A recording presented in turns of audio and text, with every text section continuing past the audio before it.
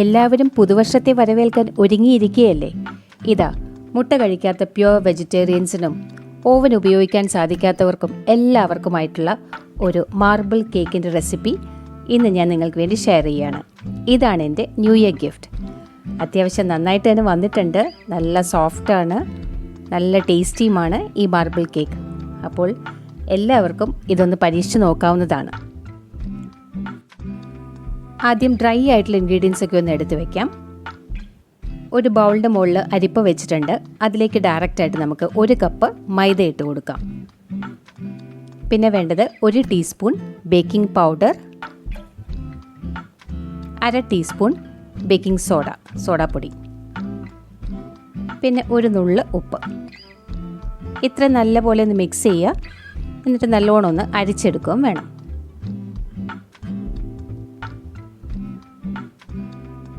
രണ്ടോ മൂന്നോ പ്രാവശ്യം അരിക്കാൻ സാധിച്ചാൽ അത്രയും നല്ലത്. കേക്ക് കൂടുതൽ സോഫ്റ്റായി കിട്ടും.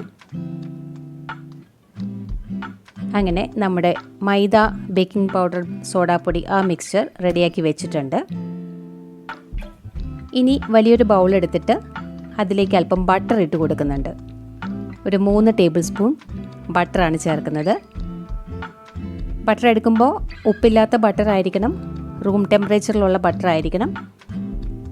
ഏത് ഇൻഗ്രീഡിയൻസ് എടുക്കുമ്പോഴും റൂം ടെമ്പറേച്ചറിൽ എടുക്കാൻ ശ്രദ്ധിക്കുക. ഇതിൻ്റെ കൂടെ 1 കപ്പ് പൊടിച്ച പഞ്ചസാര ചേർക്കാം. എന്നിട്ട് നല്ലപോലെ ഒന്ന് ബീറ്റ് ചെയ്യാം.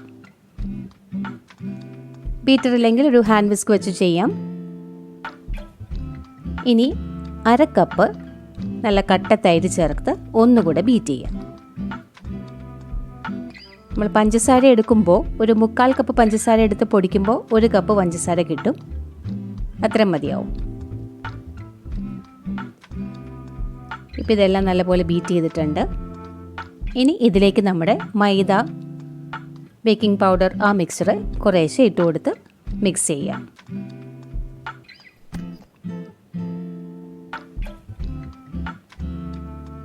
ഒട്ടും ബലം പ്രയോഗിക്കാതെ വളരെ സോഫ്റ്റായിട്ട് മിക്സ് ചെയ്തെടുക്കുക.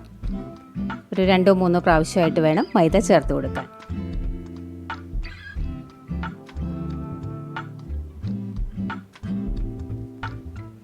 വളരെ എളുപ്പത്തിൽ ആർക്കും ഉണ്ടാക്കാൻ പറ്റുന്നൊരു കേക്കാണിത്. ഇതിന് ഓവൻ വേണമെന്നൊരു നിർബന്ധവും ഇല്ല. നമ്മുടെ ഹോം മെയ്ഡ് സെറ്റപ്പിൽ തന്നെ നമുക്കത് ചെയ്യാം. കൺസിസ്റ്റൻസി അല്പം തിക്കായതുകൊണ്ട് ആവശ്യത്തിന് പാല് ചേർത്ത് കൊടുക്കുക. അത് ഞാനൊരു 2 ടേബിൾ സ്പൂൺ പാല് ചേർത്തിട്ടുണ്ട്. മിക്സ് ചെയ്തിട്ട് നോക്കാം.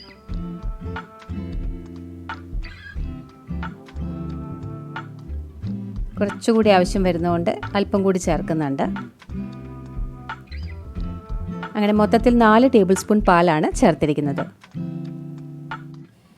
എപ്പോഴും കൃത്യം 4 ടേബിൾ സ്പൂൺ പാൽ എന്ന് പറയാൻ പറ്റില്ല. അത് കൺസിസ്റ്റൻസി നോക്കിയിട്ട് ആവശ്യം പോലെ ചേർക്കുക.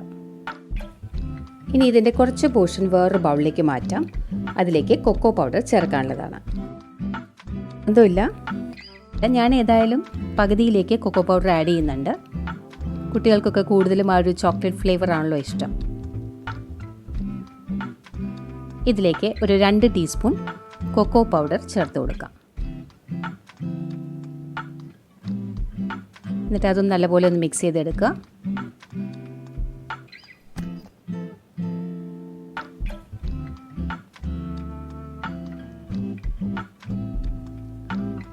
ഇപ്പോൾ രണ്ടും മിക്സ് ചെയ്ത് റെഡിയാക്കി വെച്ചിട്ടുണ്ട്. ഇനി ചെയ്യേണ്ടത് നമ്മുടെ ഓവൻ പ്രീഹീറ്റ് ചെയ്ത് വെക്കണം. ഒരു 10 മിനിറ്റ് മീഡിയം ഫ്ലെയിമിൽ റെഡിയാക്കി വെക്കുക. ചൂടായി വരട്ടെ. ആ സമയം കൊണ്ട് നമുക്ക് ബേക്കിംഗ് ട്രേ ഒക്കെ റെഡിയാക്കാം. ബേക്കിംഗ് ട്രേയിൽ ഞാൻ നെയ്യ് തടവിയിട്ട് അതിന് മുകളിൽ ബട്ടർ പേപ്പർ ഇട്ടിട്ടുണ്ട്. ഇനി ഇത് 2 മിക്സ്ചറും മാറി മാറി നമുക്ക് ഇഷ്ടമുള്ള രീതിയിൽ നമുക്ക് സെറ്റ് ചെയ്യാം. ഞാനിതിൻ്റെ ഡിസൈനിങ്ങിൽ അത്ര എക്സ്പേർട്ടൊന്നുമല്ല. അപ്പോൾ ഒരു ഏകദേശ ധാരണ അനുസരിച്ചൊക്കെയാണ് ചെയ്യുന്നത്. നിങ്ങൾക്ക് ഇഷ്ടമുള്ള പോലെ ഡിസൈൻ ചെയ്തെടുക്കാം.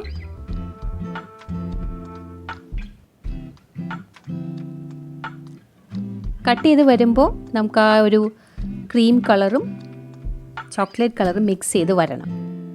ആ ഒരു രീതിയിൽ സെറ്റ് ചെയ്യാം.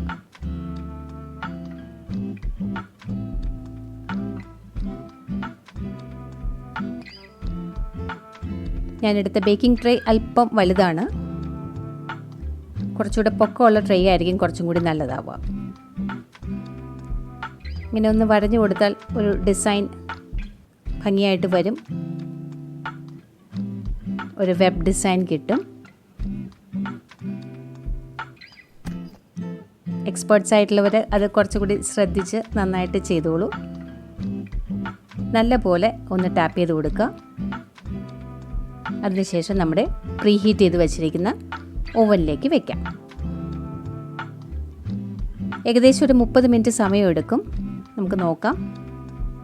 ഞാൻ ഈ മീഡിയം ഫ്ലെയിമിൽ തന്നെയാണ് ഇത് കുക്ക് ചെയ്യുന്നത്.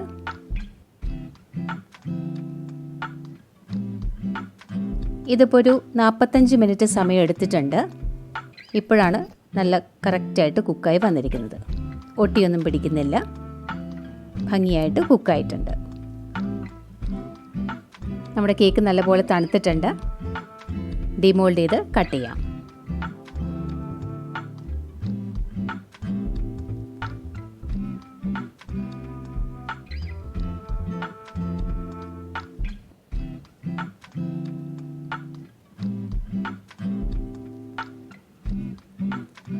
നല്ല സോഫ്റ്റാണ്.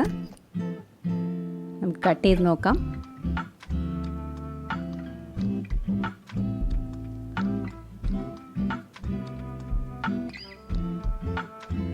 കണ്ടോ, ഉള്ളിൽ ആ ക്രീം കളറും ചോക്ലേറ്റ് കളറും മിക്സ് ചെയ്താണ് വരിക. അതുപോലെ തന്നെ ടേസ്റ്റും ഒരു മിക്സഡ് ടേസ്റ്റ് ആയിരിക്കും. ചോക്ലേറ്റ് കേക്കിൻ്റെയും വാനില കേക്കിൻ്റെയും ഒക്കെ ഒരു മിക്സഡ് ടേസ്റ്റ് ആയിരിക്കും. കുട്ടികൾക്കൊക്കെ വളരെ ഇഷ്ടമാവുകയും ചെയ്യും. എല്ലാവർക്കും എളുപ്പത്തിൽ വീട്ടിലുണ്ടാക്കാൻ പറ്റുന്നൊരു കേക്കാണ്. ഒന്ന് ട്രൈ ചെയ്ത് നോക്കൂ. അപ്പോൾ എല്ലാവർക്കും happy new year and thank you for watching.